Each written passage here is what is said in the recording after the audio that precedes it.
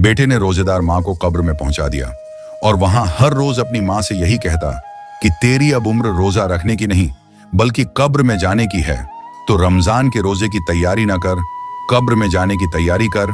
और फिर उस जालिम बेटे ने माँ के साथ जो किया उसे सुनकर जमीन नहीं आसमान भी रो पड़ा। फिर उस बेटे पर ऐसी अल्लाह की पकड़ आई कि लोग कानों को हाथ लगाने लगे। वह मौत मांगता था मगर उसे मौत नहीं आती थी। यह इस कदर हकीकत पसंद वाकया आपको सुनाने लगे हैं। दिल थाम कर इस वाकये को सुनिएगा। कुछ ही मिट्टी के घर में एक माँ पुरानी सी चादर ओढ़े कुरान की तिलावत कर रही थी। तभी दरवाजा धड़ाम से खुला और उसका बेटा अंदर आया। माँ की आंखों में खुशी छलकने लगी। बेटा आ गया, मेरा चांद थक गया होगा। हाँ बैठ जा, मैं तेरे लिए खजूर और दूध लाती हूँ। इफ्तार का वक्त हो गया है। इफ्तार? रोजा? नमाज तुझे इसके अलावा कोई बात नहीं आती। दिन रात बस यही बकबक सुनने को मिलती है। मैंने कहा ना कि मैं इस सब को नहीं मानता। ये सुनते ही माँ की आंखों में आंसू आ गए। फिर भी हल्की मुस्कान चेहरे पर थी, जैसे यकीन हो कि उसका बेटा एक दिन जरूर बदलेगा। वहां खामोशी से खजूर और दूध लेकर आई। बेटा जोर से बर्तन पटकते हुए बोला, ये सब अपने लिए रख, मुझे भूख नहीं, मुझे कुछ और चाहिए। अचानक दरवाजा दोबारा खुला। 3 लड़कियां और 2 दोस्त अंदर दाखिल हुए। सब हंस रहे थे। सिगरेट के धुएं की बदबू हर तरफ फैल गई। मां हैरान होकर खड़ी हो गई। बेटा यह क्या है? ये कौन लोग हैं? और ये घर है, कोई शराब खाना नहीं। इतना सुनते ही बेटा जोर से चीख, चुप कर जा बुढ़िया, तू हर वक्त क्यों भौंकती रहती है? तुझे पता है तेरे जैसे डकड़िया नोसी लोग ही हमें आगे बढ़ने नहीं देते। मैं जो चाहूंगा वही करूंगा। मां हैरानी से बेटे की तरफ देखती रही, जैसे उसकी दुनिया उजड़ गई हो। वही बेटा जिसे उसने उंगली पकड़कर चलना सिखाया था, आज उसी जबान से झर उगल रहा था। मां की आंखों में आंसू आ गए। बेटा दोस्तों के साथ शोर मचाता हुआ अपने कमरे में चला गया। अचानक अजान की आवाज गूंजी। मां ने आंचल से आंसू पोंछे और दुआ के लिए हाथ उठा दिए। या अल्लाह, मैंने उसे तुझ पर छोड़ दिया, अगर उसमें भलाई है तो उसे हिदायत दे। लेकिन उधर बेटे के कमरे का मंजर कुछ और था। शीशे की बोतलें टेबल पर रखी थीं, कुछ लड़कियां सिगरेट पी रही थीं और उसके दोस्त बेहुदा मजाक कर रहे थे। अचानक दरवाजा खुला। मां आंसुओं से भरी आंखों के साथ अंदर दाखिल हुई। बेटा यह क्या कर रहे हो? रमजान का दिन है, कम से कम इस महीने की इज्जत तो कर लो। लेकिन बेटा सिगरेट का कश लेते हुए जोर से कहकहा लगाने लगा। दोस्तों की तरफ इशारा करने लगा जैसे मां का मजाक उड़ा रहा हो। देख रही हो मां, यही मेरा असली मजा है। तुम चाहती हो कि मैं दिन भर भूखा प्यासा रहूं? पागल हो क्या? जिंदगी का असली लुत्फा तो यही है। इतने में उसके दोस्त बोले, अरे भाई तेरी मां तो मौलवी बन गई है, कह दो अम्मा जी को कि हम रोजेदार नहीं ऐश लोग हैं। लेकिन मां रोते हुए सिर्फ एक चेहरा देख रही थी। वह बेटा जिसे उसने प्यार से पाला था, आज वही मां की बेइज्जती कर रहा था। वह खामोश थी। आगे बढ़ी और जोरदार थप्पड़ बेटे के गाल पर मारा। फिर मां रोते हुए चीख कर बोली, कमबख्त, तू इतना गिर जाएगा, मैंने कभी सोचा भी नहीं था। मैंने अपना सब कुछ तुझे पालने में लगा दिया और तू मां की बेइज्जती कर रहा है। कमरे में खामोशी छा गई। लड़कियां एक दूसरे की तरफ देखने लगीं। दोस्त हैरान रह गए, लेकिन बेटे की आंखों में शर्म की बजाय गुस्सा उभरा। गुस्से में कुर्सी से उठा और मां को बाजू से जोर से झिड़क दिया। खबरदार, आइंदा मेरे मामले में दखल दिया तो अच्छा नहीं होगा। मैं जो चाहूंगा वही करूंगा। मां लड़खड़ाकर दीवार से जा लगी। आंसू लगातार बह रहे थे। वह गम से निढाल होकर बेटे के कदमों में बैठ गई। हाथ जोड़कर कहने लगी, बेटा कम से कम रमजान का ही लिहाज कर ले बेटा। हाथ झटक कर पीछे हटा और कहने लगा, चुप कर जा, तेरी यह बातें मेरे किसी काम की नहीं। मैं जो कर रहा हूं सही कर रहा हूं। यह सुनकर मां को चक्कर आ गए। वह बड़ी मुश्किल से दीवार का सहारा लेकर बैठ गई। बेटा वापस अपने दोस्तों की तरफ मुड़ा और फिर से शराब का गिलास उठा लिया। जैसे कुछ हुआ ही ना हो। मां जख्मों से चूर, दिल में दर्द लिए चुपचाप बाहर चली गई। वह जाए नमाज पर बैठी, हाथ दुआ के लिए उठे और आंखों से लगातार आंसू बह रहे थे। वह बेबसी से आसमान की तरफ देखने लगी, जैसे शिकायत कर रही हो, या अल्लाह मेरा बेटा मेरे हाथ से निकल चुका है, मैं उसे नहीं रोक सकती, मगर तू सब कुछ देख रहा है। या अल्लाह मेरी फरियाद सुन ले, अगर उसे सुधार सकता है तो सुधार दे, वरना मुझे उसकी नाफरमानी से बचा ले। दुआ के दौरान मां को अचानक सांस लेने में तकलीफ होने लगी। वह सीने को पकड़कर जमीन पर बैठ गई। आंखें बंद हो रही थीं, सांसें रुक रही थीं और दिल में बस एक ही दर्द था। बेटा क्यों बदल गया? बेटा जब अपने दोस्तों को विदा कर चुका तो लाल आंखों के साथ कमरे से बाहर निकला। शराब की गंध उसके मुंह से आ रही थी। मां चुपचाप दस्तरखान पर बैठी थी, मगर बेटे के चेहरे पर कोई पछतावा नहीं था। उसने सिगरेट निकाली और मां के सामने ही कश लगाने लगा। मां बोली, बेटा क्या तुझे अल्लाह का खौफ नहीं? तौबा कर ले बेटा, रमजान का दिन है बेटा। हंसते हुए बोला, यह तौबा क्या होती है? तौबा मेरे दुश्मन करें, मैं ऐसे ही जीता रहूंगा। मां की आंखों में आंसू थे। उन्होंने दर्द से कहा, बेटा एक दिन याद करेगा, जब मैं नहीं रहूंगी तब तुझे समझ आएगा कि मां की बातों में कितनी सच्चाई थी। मगर बेटा उनकी बात सुनता भी नहीं और दोस्तों के साथ बाहर चला गया। मां दरवाजे से टेक लगाकर खड़ी उसकी राह तकती रही। वक्त बीतता गया, शाम हो गई। धड़ाम दरवाजा जोर से खुला। बेटा नशे में धुत, हाथ में सिगरेट पकड़े हंसता हुआ अंदर आया। पीछे से उसके कुछ दोस्तों की आवाजें आ रही थीं, जैसे वे बाहर गाड़ी में बैठे उसका इंतजार कर रहे हों। मां बोली, बेटा तुझे मेरी जरा भी फिक्र नहीं? बेटे ने एक नजर मां पर डाली, फिर मोबाइल निकालकर मैसेज चेक करने लगा, जैसे कुछ सुना ही ना हो। मां तड़प कर बोली, बेटा बस 2 निवाले मेरे साथ खा ले। पूरा दिन कुछ नहीं खाया, बस तेरे इंतजार में बैठी रही। वह गुस्से से बोला, मां मैंने कौन से तेरे हाथ पकड़े हैं जो तू खा नहीं सकती? खुद खा लिया कर, मुझे बार बार तंग मत कर। मां का दिल बैठ गया। एक वह वक्त था जब बेटे के लिए वह खुद भूखी रहती थी और आज वही बेटा उनके साथ 2 निवाले खाने को तैयार नहीं। मां आंखों में आंसू लिए बोली, बेटा मुझे कुछ पैसे दे दे, मेरी दवा खत्म हो गई है, बुखार बढ़ रहा है, मैं सहरी भी कैसे करूंगी? बेटा झट से बोला, मेरे पास कोई पैसे नहीं है। क्यों हर वक्त चिड़चिड़ करती रहती है? तू मैंने तुझे कितनी बार कहा है? मां हैरत से उसे देखने लगी और बोली, बेटा ये महंगे कपड़े, हाथ में मोबाइल, बाहर खड़ी गाड़ी, ये सब कहां से आया? तू कमाता कुछ नहीं, फिर तुझ पर ये नोटों की बारिश कैसे हो रही है? बेटे ने यह सुना तो अचानक गुस्से में आ गया। उसने मोबाइल जमीन पर दे मारा और मां के करीब जाकर चीखने लगा, बस बस अम्मा, तूने मेरे जीने का सुकून हराम कर दिया। रोज रोज की यह नसीहतें, यह रोना धोना मुझे नहीं सुनना। कुछ भी मां को सांस लेने में दिक्कत होने लगी। वह सीने को पकड़कर पीछे हटी, आंखों में आंसू, चेहरे पर खौफ। बेटा तू मुझे छोड़ देगा? क्या मां की कोई जगह नहीं तेरे दिल में? बेटा हंसकर बोला, मां की जगह कहां होती है? मां की जगह कब्र में होती है। वैसे भी तू बूढ़ी हो चुकी है, मर जा ताकि मुझे भी सुकून से जीने का मौका मिले। इतना कहकर वह गुस्से से आगे बढ़ा। मां का बाजू पकड़ा और जोर से झटका दिया। मां नीचे गिर गई, मगर बेटे को कोई फर्क नहीं पड़ा। वह दरवाजे की तरफ बढ़ा, दरवाजा खोला और जोर से चिल्लाया, यह घर तेरे लिए नहीं है अम्मा, तू इस घर के किसी काम की नहीं, निकल जा और आइंदा वापस मत आना। उसने मां के बाल मुट्ठी में जकड़े और दरवाजे की ओर घसीटने लगा। मां तकलीफ से तड़पने लगी, चिल्लाने लगी, मगर बेटा नशे में था। उसकी आंखों में रहम नाम की कोई चीज बाकी नहीं थी। बेटा गुस्से में धक्का देते हुए बोला, मेरे घर में तेरे लिए कोई जगह नहीं। मां जोरदार धक्के से जमीन पर गिर गई। उसके हाथों में खरोंचें आ गईं, सर चकरा गया, लेकिन सबसे गहरी चोट उसके दिल पर लगी। बारिश तेज हो गई, आसमान की बिजली चमक उठी, जैसे कुदरत भी उस बेरहमी पर मातम कर रही हो। बेटा दरवाजा जोर से बंद करके अंदर चला गया और मां भीगी जमीन पर पड़ी तड़पती रही। अंधेरी रात, तेज बारिश भीगी हुई, सड़क हर तरफ अंधेरा। मां सर पर चादर लिए भीगती हुई निढाल ठंड से कांपती हुई थके कदमों से चल रही थी। वह खुद से बातें कर रही थी, या अल्लाह मैं कहां जाऊं, किसके दर पर जाऊं? मेरे अपने बेटे ने मुझे धक्के देकर निकाल दिया। मां का शरीर ठंड से कांपने लगा, आंखों के सामने अंधेरा छाने लगा। उसने एक हाथ से दीवार का सहारा लिया, लेकिन शरीर साथ नहीं दे रहा था। थकान और भूख से निढाल होकर वह एक फुटपाथ पर बैठ गई। लोग गुजरने लगे, मगर कोई मदद के लिए नहीं रुका।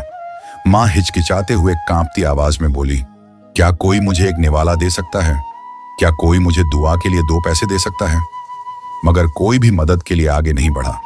हर किसी को यही लगता था, रमजान का महीना है, भिखारियों की तो वैसे ही बांट आ जाती है, हम उनसे तंग आ चुके हैं। रात देर तक मां यूं ही फुटपाथ पर बैठी रही। बारिश थम गई, मगर उसके दिल की बरसात जारी थी। वह अपने गंदे और फटे पुराने कपड़ों में सिमटी बैठी रही। भूख, ठंड और तकलीफ के साथ, और उधर बेटा मजे की नींद सो रहा था। उसकी ऐश और आराम की जिंदगी अब भी जारी थी। फिर माँ जल्दी से उठी और एक वीरान गली की ओर चलने लगी। हाथ में बस एक पुरानी चादर थी जो उसके कमजोर शरीर को ढकने के काबिल भी नहीं थी। सीने में दर्द था, बुखार तेज हो चुका था, आंखों के आगे अंधेरा छा रहा था। वह लड़खड़ाते हुए लोगों के पास जाती, मगर कोई नहीं सुनता था। बूढ़ी माँ कांपती आवाज में हाथ जोड़कर बोली, बेटा अल्लाह के वास्ते मुझे दवा के लिए कुछ पैसे दे दो, बस थोड़े से, मैं बहुत बीमार हूं। वह सामने खड़े एक नौजवान से कह रही थी, मगर उसके कानों में एयरफोन थे। वह मोबाइल स्क्रीन में मस्त था और आगे बढ़ गया। बूढ़ी माँ खुद से बड़बड़ाने लगी, ये दुनिया कितनी बदल गई। एक वक्त था जब लोग माँ को देखकर झुक जाते थे और आज कोई एक नजर डालना भी पसंद नहीं करता। वह एक दुकान के सामने जाकर रुकी जहां एक चाय वाला कुछ पैसे गिन रहा था। माँ हिम्मत करके उसके पास गई, हाथ जोड़कर कहने लगी, बेटा एक रोटी दे दो बेटा, मैंने दिन भर कुछ नहीं खाया। चाय वाले ने नाखुशी से देखा और सख्त लहजे में बोला, अम्मा यहां दिन भर में हजारों भिखारी आ जाते हैं, किस किस को मैं रोटियां बांटता फिरूं, जाओ कहीं और जाकर मांगो। मां का दिल टूट गया। वह खामोशी से पलट गई, लेकिन कदम लड़खड़ा गए। वह करीब ही एक स्तंभ का सहारा लेकर बैठ गई और कहने लगी, बेटा तूने मुझे क्यों निकाल दिया, मैंने क्या गलती की थी? मैंने तो तुझे सिर्फ सीधा रास्ता दिखाने के लिए कहा था। हवा और तेज हो चुकी थी, ठंड हड्डियों में चुभ रही थी, लेकिन मां के पास न कोई कंबल था, न छत, न दवा। वह हिम्मत करके एक बार फिर चलने लगी, मगर अब कदम साथ नहीं दे रहे थे। सड़क के किनारे एक मस्जिद नजर आई जहां रोशनी जल रही थी। मां जैसे ही दरवाजे के पास पहुंची, ठंड से कांपते हुए वहीं बैठ गई। रात का आखिरी पहर था, हर तरफ खामोशी थी। मां थकान से निढाल होकर मस्जिद के दरवाजे के पास बैठ गई। चेहरा पीला पड़ चुका था, सांसें धीमी हो गई थीं, होंठ सूख चुके थे, आंखें भारी हो चुकी थीं। उसने आसमान की तरफ देखा और जैसे आखिरी बार अल्लाह से फरियाद करने लगी, या अल्लाह मैं बहुत थक गई हूं, अब मुझ में हिम्मत नहीं, अगर तू चाहे तो मुझे अपने पास बुला ले। हवा की रफ्तार और तेज हो गई, जैसे कायनात भी इस मजलूम मां के दर्द पर रो रही हो। मां का शरीर ठंडा पड़ने लगा। वह खुद को चादर में लपेटने की कोशिश कर रही थी, मगर हाथ कांपने लगे, आंखें धीरे धीरे बंद होने लगीं, सांसें रुकने लगीं। और फिर एक लम्हा आया जब वहां बिल्कुल बेहरकत हो गई। वह अपने खालिक के हकीकी से जा मिली। मस्जिद के दरवाजे पर अकेली पड़ी थी। फज्र की अजान से पहले लोग मस्जिद की तरफ आ रहे थे। कुछ नमाजी सहरी के लिए मस्जिद के हॉल में दाखिल हो रहे थे। एक शख्स जैसे ही दरवाजे के करीब पहुंचा, अचानक उसकी नजर जमीन पर बैठी उस बूढ़ी मां पर पड़ी जो बिल्कुल हरकत नहीं कर रही थी। एक नमाजी हैरानी और खौफ से आगे बढ़ा और कहने लगा, अरे यह कौन है जो यहां बेसुध पड़ी है? लोग फौरन उसके करीब आए। कुछ लोगों ने चेहरे पर पानी के छींटे मारे, मगर कोई जवाब नहीं आया। एक बुजुर्ग शख्स ने मां की नब्ज चेक की और अफसोस से सर झुकाकर कहा, यह दुनिया से जा चुकी है। इस मां ने शायद रात भर भूख, ठंड और तकलीफ में गुजारी है। मस्जिद के दरवाजे पर सन्नाटा छा गया। हर कोई अफसोस भरी नजरों से इस बेबस लाश को देख रहा था। कुछ लोग रो रहे थे, कुछ कांप रहे थे, मगर सबके दिल में एक ही सवाल था, यह मां कौन थी, यहां कैसे आई? एक शख्स अफसोस से कहने लगा, या अल्लाह माफ कर, कोई इसका वारिस नहीं जो इसे पहचान सके। अचानक एक नमाजी पीछे से आकर कहता है, अरे मैंने इसे कल रात बाजार में भीख मांगते देखा था, ये दुआ के लिए पैसे मांग रही थी। ये सुनकर सबके चेहरे के रंग उड़ गए। मस्जिद के दरवाजे पर एक बुजुर्ग नमाजी आंसू पोंछते हुए कहने लगा, यही वक्त का इंसाफ है, जो औलाद मां की कदर नहीं करती वह तबाह हो जाती है, और अल्लाह की पकड़ भी अब आ चुकी थी। एक नमाजी आंखों में आंसू ले आगे बढ़ा। मां के बेजान चेहरे को देखकर बेइख्तियार कहने लगा, यह किस बदनसीब मां की लाश है जो यूं बेसहारा पड़ी है। अल्लाहू अकबर, औलाद भी ना आई। इसे देखने मस्जिद के इमाम ने भी अफसोस से निगाहें झुका लीं और बोले, यह दुनिया का सबसे बड़ा अलामत है। मां के होते हुए औलाद की दुनिया संवर जाती है, और जब औलाद नाफरमान हो जाए तो मां सड़क पर दम तोड़ देती है। हम सब गवाह हैं, यह मां बेगुनाह थी, यह मां बेसहारा थी, मगर इसका रब इसके साथ है। हम सब इसका जनाजा पढ़ेंगे और इसे इज्जत के साथ दफन करेंगे।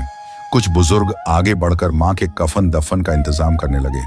सफेद कपड़े में लपेटकर मां की लाश को गुस्ल के लिए ले जाया गया। लोग अपनी जेबों से पैसे निकालकर जनाजे और कब्र की तैयारी करने लगे, क्योंकि इस मजलूम मां का कोई वारिस नहीं था। दूसरी तरफ एक महल जैसे घर के अंदर जालिम बेटा नशे में धुत बेखबर सो रहा था। उसके कमरे में खाली बोतलें, महंगे सिगरेट और बिखरी हुई चीजें उसकी गंदी जिंदगी का सबूत दे रही थीं। सूरज की रोशनी कमरे में दाखिल हुई, पर वह बेखबर गहरी नींद में सोता रहा। अचानक दरवाजा जोर से बजा। बाहर से एक शख्स चीखा, दरवाजा खोलो, तुम्हारी मां के बारे में बुरी खबर है। बेटे की नींद अचानक टूट गई। मोहल्ले का एक आदमी जोर से बोला, दरवाजा खोलो, तुम्हारी मां बेटा। किसे में आकर दरवाजा खोलने लगा। नीम बेहोशी में लड़खड़ाता हुआ उस आदमी को घूरने लगा। क्या है, सुबह सुबह क्यों शोर मचा रहे हो? वह शख्स आंखों में आंसू लिए सख्ती से बेटे को देखने लगा और फिर वह अल्फाज कहता गया जो कयामत बनकर बेटे के सर पर टूटने लगे। वह सख्त लहजे में कहने लगा, तेरी मां मर गई, मस्जिद के दरवाजे पर पड़ी रही, सारी रात ठंड में ठिठुर कर मर गई और तू यहां ऐश में सो रहा था। यह सुनकर बेटे के हाथ कांपने लगे, आंखों में जैसे नींद उड़ गई। वह पीछे हटा और कांपती आवाज में कहने लगा, ये क्या बोल रहे हो तुम? ये झूठ है, ये नहीं हो सकता। मां तो जिंदा थी। मोहल्ले का आदमी गुस्से से बोला, हाँ जिंदा थी, पर तेरे जुल्म ने मार दिया उसे। बेदिल इंसान, उसने दर दर भीख मांगी, दुआ के पैसे मांगे, मगर किसी ने नहीं दिए। वह मस्जिद के दरवाजे पर पड़ी रही और तुझे खबर तक न हुई। बेटे का पूरा शरीर कांपने लगा, दिल जैसे सीने से बाहर निकलने वाला हो। उसने दोनों हाथ सर पर रखकर बैठ गया, जैसे खुद को यकीन दिलाने की कोशिश कर रहा हो कि यह सपना है, मगर हकीकत बहुत भयानक थी। बेटा धीमी आवाज में जैसे खुद को कोसने लगा, मैंने क्या कर दिया? आंसू टप टप गिरने लगे, मगर अब क्या फायदा? वह दौड़ता हुआ बाहर निकला, नंगे पांव, बिखरे बाल, जैसे पागल हो चुका हो। वह सीधा मस्जिद की तरफ भागा, लेकिन जैसे ही वहां पहुंचा एक खूननाक मंजर देखा। मस्जिद के बाहर लोगों का हुजूम था, सब जनाजे के लिए तैयार खड़े थे। सामने सफेद कफन में लिपटी मां की लाश रखी थी। सब अफसोस कर रहे थे, दुआ मांग रहे थे।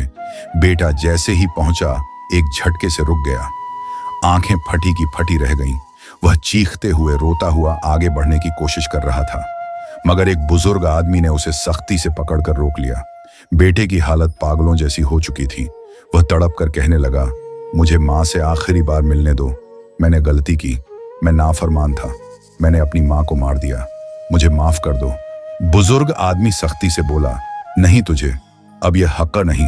मां से माफी मांगता तो तब माफी मांगता जब वह जिंदा थी। अब उसकी रूह तेरे रोने से वापस नहीं आएगी बेटा। दीवाना वार रोने लगा, घुटनों के बल गिर गया, चीखें मारकर तड़प रहा था, मगर अब कुछ नहीं हो सकता था। मां को लोगों के कंधों पर उठाकर कब्रिस्तान ले जाया गया और वह बेबस देखता रह गया।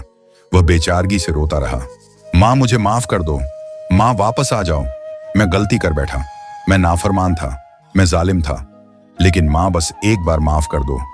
लोगों की निगाहें झुकी हुई थीं, मगर कोई उसकी फरियाद सुनने वाला नहीं था। किसी मां अब वापस नहीं आ सकती थी। भर रोते हुए, सर पीटते हुए बोला, ये मैंने क्या कर दिया? मैंने अपनी मां को कत्ल कर दिया। ऐ अल्लाह, मुझे भी अभी मार दे, अभी मुझे भी कब्र में दफन कर दे। लेकिन कुदरत की पकड़ तो अभी शुरू हुई थी। उसने सर उठाया, आसमान की तरफ देखा और अचानक कहकहा लगाने लगा, जैसे पूरी तरह पागल हो चुका हो। वह अपने हाथों से अपना शरीर नोचने लगा, नाखूनों से अपना चेहरा चीर दिया, खून बहने लगा, मगर उसे कोई परवाह नहीं थी। वह हंसता जा रहा था, खुद से बातें कर रहा था। वह एक जिंदा लाश बन चुका था। यह जालिम बेटा पागल हो चुका है और कब्रिस्तान में ही रहने लगा है। लोग उसे देखकर रास्ता बदल लेते, कोई उसके करीब नहीं जाता। सब नफरत भरी निगाहों से देखते। मोहल्ले की एक औरत घृणा से उसे देखते हुए बोली, यह वही है ना जिसने अपनी मां को धक्के देकर निकाल दिया था? अब देखो कैसे ख्वार हो रहा है। यही वक़्त का इंसाफ है। जिसने मां को तरसाया आज खुद भीख मांगने पर मजबूर है। अब बेटा कब्रिस्तान में ही पड़ा रहता, न खाने की फिक्र, न रहने की परवाह, बस वहशियों की तरह जमीन पर पड़ा रहता, पागलों की तरह खुद से बातें करता। वह गलियों में घूमता, लोग उसे देखकर पीछे हट जाते। कोई खाने को देता तो वह खुद ही जमीन पर फेंक देता। चेहरा जख्मों से भरा, कपड़े चिथड़ों में बदल चुके थे। और फिर सबसे भयानक चीज शुरू हुई। कुछ दिनों बाद लोगों को उसके शरीर से अजीब सी बदबू आने लगी, जैसे गोश्त गल चुका हो। कुछ लोग करीब जाकर देखते तो हैरत से उनकी चीखें निकल जाती। एक शख्स नाक बंद करते हुए पीछे हटते हुए बोला, या अल्लाह, ये क्या हो गया? इसके साथ इसके शरीर में कीड़े पड़ चुके हैं। हाँ, अब उसके शरीर में कीड़े उसके गोश्त को खाने लगे थे। हाथों पर छोटे छोटे सुराख बन चुके थे, जहां से बदबूदार मादा रिस रहा था। हर कोई उसे देखकर नफरत से दूर हो जाता। लोग कब्रिस्तान के पास से नाक ढांप कर गुजरते, मगर वह बेजहार मुद्दार वहीं पड़ा रहा। अब वह खाने को तरसने लगा, मगर कोई उसे खाने को नहीं देता था। सब जानते थे यह वही बदबख्त बेटा है जिसने अपनी मां के लिए एक वक्त की रोटी तक नहीं छोड़ी। अब देखो खुद कैसे सड़ रहा है। अब वहां सड़कों पर पड़ा रो रहा था, मगर दुनिया ने उसे अकेला छोड़ दिया। अब कौन है जो उसे सहारा देगा? मस्जिद के इमाम ने अफसोस भरी निगाहों से देखा और कहा, यह दुनिया का सबसे बड़ा अलामत है।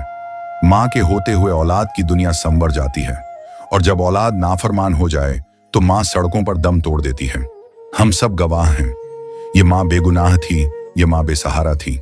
वह इधर उधर हर गुजरते हुए आदमी की तरफ देखता, हाथ बढ़ाता, लेकिन सब नफरत भरी निगाहों से देखकर आगे बढ़ जाते। कुछ लोग नाक लपेटकर रास्ता बदल लेते, जैसे उसके करीब आना भी गुनाह हो। दूसरी तरफ गली के किनारे कुछ लोग बैठे थे, हाथ में बोतलें झरन लूट पी रहे थे, और वह दुनिया से बेखबर नशे में मस्त थे। बेटा उनकी तरफ देख रहा था। आंखों में एक उम्मीद जागी, यह जो पी रहे हैं शायद यह मेरे जख्मों का इलाज हो। मुझे सुकून चाहिए, बस थोड़ा सा सुकून। वह घिसट घिसट कर उन लोगों के करीब पहुंचा। हल्की सी रोशनी में वह लरजता हुआ शरीर और कीड़ों से भरा चेहरा नजर आ रहा था। अचानक दूर से पुलिस की सीटी की आवाज आई। नशे में धुत लोग चौंक गए। एक नशेड़ी घबराकर बोला, हाय, पुलिस आ रही है, पकड़ ली गए तो सीधे जेल में डाल देंगे। सब जल्दी से अपनी बोतलें फेंक कर भाग गए। एक बोतल जमीन पर गिर पड़ी। बेटा लरजते हुए हाथों से आगे बढ़ा और वह बोतल उठा ली। उसकी आंखों में जुनून नजर आया, जैसे उसे जिंदगी मिल गई हो। वह कांपते हुए हाथों से बोतल का ढक्कन खोलने लगा और शराब जख्मों पर डालने लगा। जैसे ही शराब जख्मों पर पड़ी, बेटा तड़प उठा। जख्मों में तीव्र जलन हुई, लेकिन कुछ पल बाद दर्द थोड़ा कम होने लगा। उसकी आंखें ऊपर चढ़ गईं। एक अजीब सा सुकून महसूस हुआ। वह जमीन पर बैठकर गहरी सांस लेने लगा, जैसे दुनिया में पहली बार आराम मिला हो। बेटा धीरे से कांपती हुई आवाज में बोला, हाँ, यह सुकून है, बस यही चाहिए। लेकिन अगले ही पल जब उसने बोतल फिर से देखी तो उसमें एक भी बूंद बाकी नहीं थी। उसकी आंखें फाड़कर बोतल को उलटता है, झंझोड़ता है, लेकिन कुछ नहीं निकला। तब उसे एहसास हुआ कि सुकून खत्म हो चुका है। जख्मों की जलन फिर से बढ़ने लगी।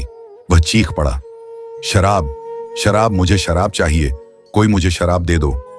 लोग हैरान होकर उसे देखने लगे। कुछ लोग पीछे हट गए, कुछ बचे, डर से अपनी मां की चादर में छिप गए। लेकिन बेटा अब होश में नहीं था।